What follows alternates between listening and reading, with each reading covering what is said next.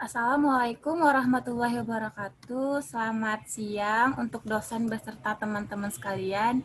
Di sini kami dari kelompok 5 mata kuliah percobaan makanan akan mempresentasikan mengenai rencana perkembangan produk pangan dan cara evaluasi pangan dengan menggunakan metode objektif.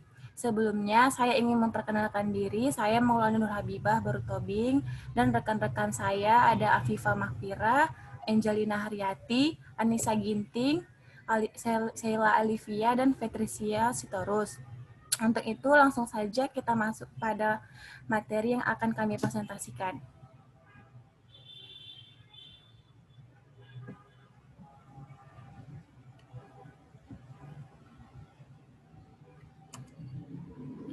Nah, di sini pangan yang ingin kami kembangkan yaitu roti tinggi serat.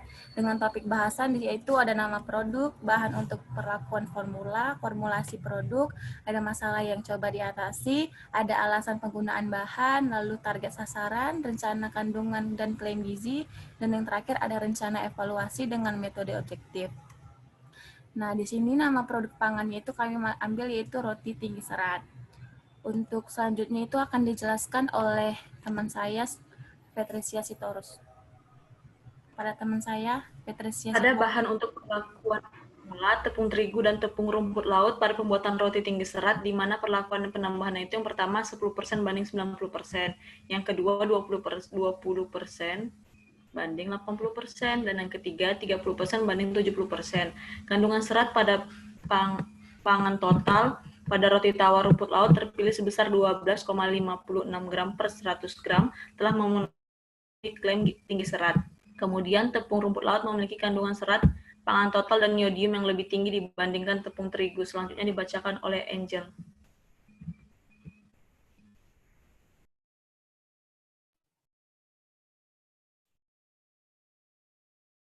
Nah, untuk formulasi produk saya akan menjelaskan, di mana pada pengembangan produk roti tinggi serat ini, kami menggunakan atau menambahkan atau mensubstitusi bahan dengan menggunakan rumput laut, di mana pertama itu, pada tahap pertama tentunya,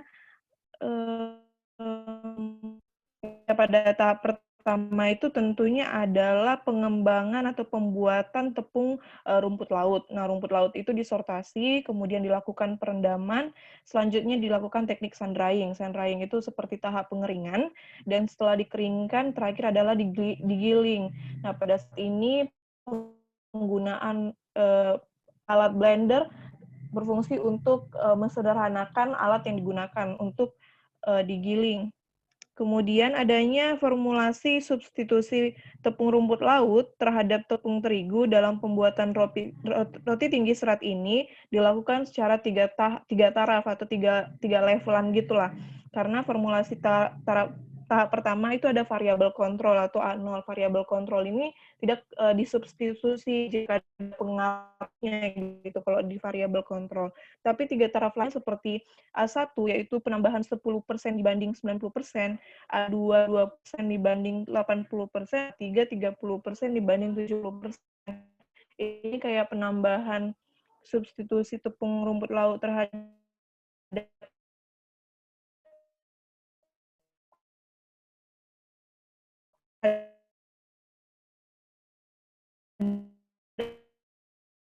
tepung rumput penelitian ini tentunya menggunakan desain eksperimen 2 kali gitu. Kemudian, masalah yang coba diatasi adalah meningkatnya kejadian obesitas kelompok dia tidak terpenuhinya kebutuhan asupan serat per hari. Next, teman kami.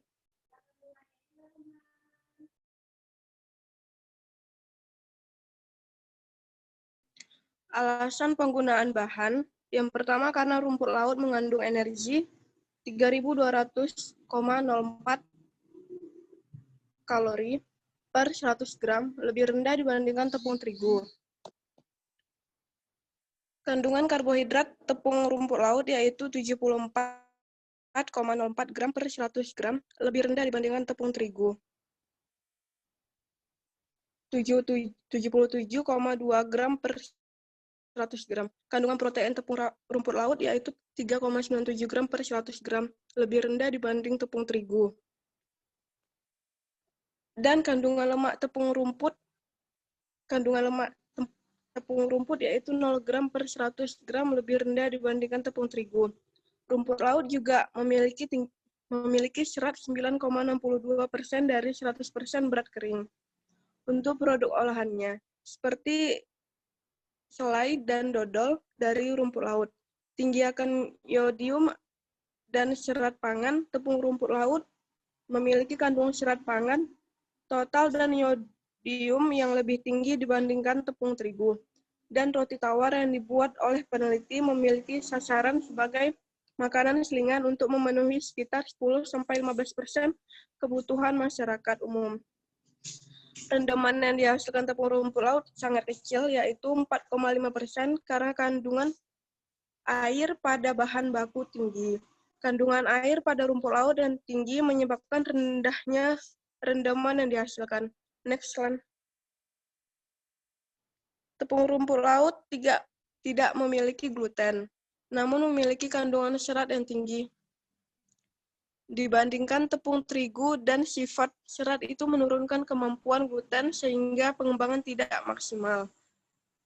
Kandungan serat pangan dan yodium pada roti tawar rumput laut dapat diklaim tinggi serat dengan mengacu pada peraturan Kepala Badan Pengawas Obat dan Makanan Republik Indonesia nomor 13 tahun 2016 tentang pengawasan klaim pada label dan iklan pangan olahan karena kandungan serat pangan roti tawar rumput laut memiliki 6 gram per 100 gram, yaitu 12,56 gram per 100 gram, dan kandungan yodium roti tawar rumput laut melebihi 45 mikrogram per 100 gram, yaitu 54,99 mikrogram per 100 gram. Next slide. Target sasaran produk ini adalah masyarakat. Roti tinggi serat bisa mencegah terjadinya berbagai penyakit, yaitu penyakit jantung, stroke, diabetes, dan yang ingin menurunkan berat badan. Terima kasih. Selanjutnya akan dibacakan oleh teman saya. Selanjutnya ada rencana kandungan dan klaim gizi. Rumput laut ini merupakan pangan lokal, mengandung serat dan yodium yang cukup tinggi dan cocok untuk dijadikan sebagai pangan olahan sebagai salah satu alternatif pemenuhan kebutuhan serat harian. Formula roti tawar rumput laut ini yang paling disukai adalah roti tawar dengan komposisi 10% tepung rumput laut dan 90% tepung terigu. Skor akhir uji hedonik adalah 32,33 dan hasil pengukuran daya kembangnya yaitu 88,69%. Kandungan gizi pada rumput laut yaitu provitamin A, vitamin B1, B2, B6, B12, vitamin C, vitamin D, vitamin E, dan vitamin K, serta kalium, kalsium, fosfor, natrium, dan besi dan yodium. Bahkan beberapa jenis mengandung lebih banyak vitamin dan mineral seperti kalsium dan zat besi bila dibandingkan dengan sayur dan buah. Kandungan serat pangan total ini diperoleh sebesar 12,56 per 100 gram. Telah memenuhi klaim gizi serat yaitu sebesar 6 gram per 100 gram. Kandungan yodium ini sebesar 54,99 mcg per 100 gram dan telah memenuhi klaim gizi tinggi yodium yaitu sebesar 45 mcg per 100 gram. Lanjutlah. Kandungan serat pangan total pada roti tawar rumput laut ini terpilih sebesar 12,56 gram per 100 gram, yaitu 12,56% telah memenuhi klaim gizi seratnya sebesar 6 gram per 100 gram, dan kandungan yodium ini diperoleh sebesar 549,93 ppb atau 54,99 mcg per 100 gram dan telah memenuhi klaim gizinya sebesar 45 mcg. Adapun manfaat dari rumput laut untuk makanan ialah satu, membantu mempertahankan dan menurunkan berat badan. Yang kedua, membantu mempercepat penyembuhan luka. Yang ketiga, menguatkan tulang dan gigi. Yang keempat, meningkatkan energi. Yang kelima, baik buat penderita kolesterol atau diabetes. Yang keenam, memperlambat penyebaran kanker payudara. Selanjutnya akan dilanjutkan teman saya, Caca.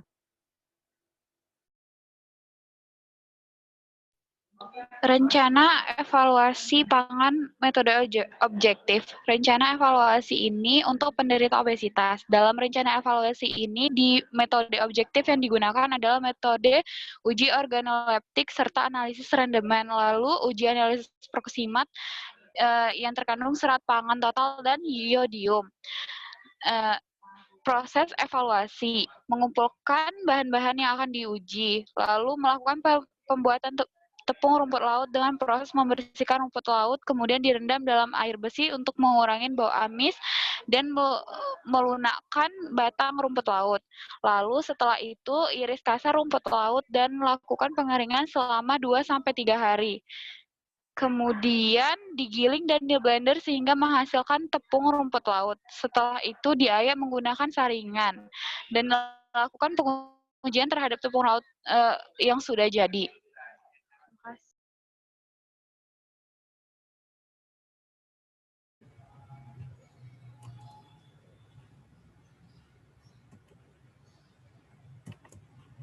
Mungkin sekian dari presentasi kami mengenai rencana pengembangan produk pangan itu berupa roti tinggi serat. Mungkin lebih dan kurangnya kami mohon maaf. Saya akhiri dengan wabillahi taufik walhidayah. Wassalamualaikum warahmatullahi wabarakatuh. Selamat pagi. Pagi, Ulan.